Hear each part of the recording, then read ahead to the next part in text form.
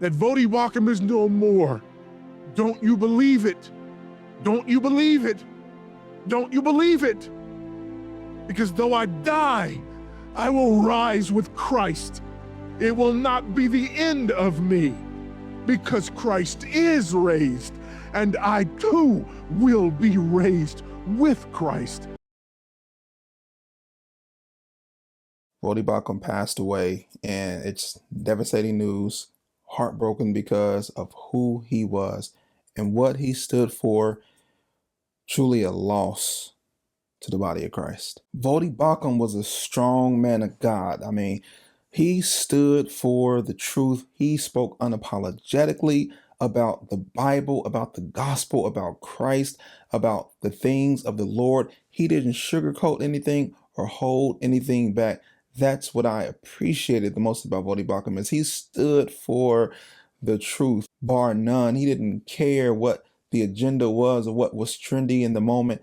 The Bible was his foundation. That's what made him so special and so powerful. He was a voice for a lot of people. He brought a lot of people to the Lord, and he just was somebody that really spoke to the culture and helped bridge some of the racial divides that was taking place in 2020. He was really vocal and instrumental in bringing some type of reconciliation and biblical understanding of what was taking place. And that's what made him so great. That's why this is such a tough loss for the body of Christ, for the Christian community.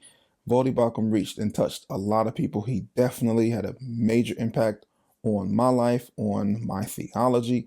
When I was coming up, I came up in the Word of Faith type of church. I came up in the prosperity gospel, and I was brainwashed for years. But when I graduated high school and got deep into my word, and I started studying and reading the scriptures for myself, became a voracious reader of the Word of God, and I stumbled across John MacArthur. Then I stumbled across Voddie Baucham, and he really changed my life, because his clarity, the conviction by which he preached was so captivating. It really made you want to lean in to what he had to say and dive into your word for yourself, to study the word based on what he was preaching and how he delivered the messages. Voddie Baucham spoke very clearly about things that a lot of people sugarcoated and tippy-toed around. He didn't mince words on things. Jesus never said anything about homosexuality. I'm just gonna go ahead and be honest. I may have told y'all this last time I was here. There's this guy, kind of lives on the inside of me. His name is Bad Voddie. Everything is cool as long as I let him out every once in a while. Go to the gun range or jiu-jitsu tournaments. We're cool. But sometimes when I'm dealing with people like this, he wants to talk to him, and I just really have to try to not let him do that, because I ain't even sure that brother's saved sometime. But at any rate, Bad Voddie gets excited when people bring this up. He does, because they're like, well, Jesus never talked about homosexuality. Dear friend, Jesus is a member of the Godhead. Jesus has existed eternally in perfect union with the Father and the Spirit, which means when rocks of fire and brimstone were coming down on Sodom and Gomorrah, he was not absent, nor was he in disagreement. He is a member of the Godhead. Tell the truth. When people bring that up to you, you don't think about that. We don't think about the fact that Jesus is a member of the Godhead. He's a member of the Trinity. And as such, you can't divorce him from the God on the left side of the book, because he is the God on the left side of the book. That's what made him so refreshing. I mean, before Philip Anthony Mitchell, it was Voddie Baucham preaching the word with power and conviction and not holding anything back. So the fact that he is now gone is a tough loss. A titan, a giant of the faith is gone. This should be a wake-up call for all of us. Life is not promised. Life is short. Tomorrow is not guaranteed for you. Voddie's life meant so much to a lot of people, but I mean, imagine what his family is going through. I can only Imagine what his children are going through, what his wife is going through. It's going to have a ripple effect across the world. Because Voddie Baucham, he spent years in Africa preaching the gospel, building ministries over there, impacting people's lives, came back to America, replanting himself and building up more lives over here. I mean, this is wide reaching. This loss is going to be wide reaching. Where do we go from here? You might be wondering, what's next? How do we navigate this crazy journey called life and this hard walk called Christianity, especially when we lose people? How do we orient ourselves and get back focused? Well, the first thing we got to do is make sure that we are absolutely right with God. If you are uncommitted, please get right with Jesus, because death is indiscriminate. Death is coming for everyone because everyone has fallen short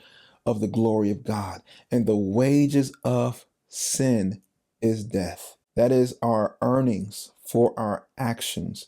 And I'm here to tell you, that's a check you don't want to cash. But here's the problem. We all have to pay the bill. We got to pay the debt that we owe. So here's the question.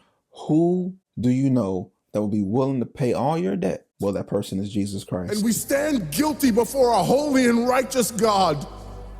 And we know that he's holy and we know that he's righteous and we crave justice. But the problem is that if God gives us justice, we all die. And so that God, in his goodness and in his mercy, sent forth his son, who was not born of ordinary generation, but was born of a virgin. Yes, the virgin birth matters. Why? Because if he's born of ordinary generation, he's born in sin. But because he's not born of ordinary generation, he's not born in sin. He's clean of sin. His record is clean. And he keeps his record clean. And he obeys God's law. And because he's fully God and fully man, he obeys the law of God on our behalf in his active obedience. And then in his passive obedience, God made him who knew no sin to be sin for us. All we like sheep had gone astray. Each of us had turned to his own way, but God laid upon him the iniquity of us all. And Christ died for sin once for all, the just for the unjust. And God imputes our sinfulness to him. And he nails our sinfulness to the tree. And Christ dies and raises again on the third day for our justification.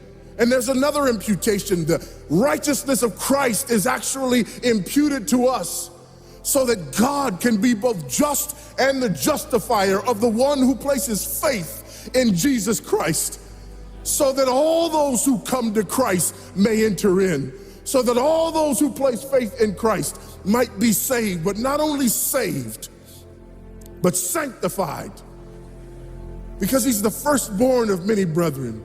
We're justified and we're adopted into the family of God, and we're sanctified, and as his children we begin to bear the family resemblance, and we're further sanctified throughout this life by the very same gospel that saves us, until one day when it's all said and done, we're not just saved from the penalty of sin, we're not just saved from the power of sin, but one day we're glorified and saved from the very presence of sin.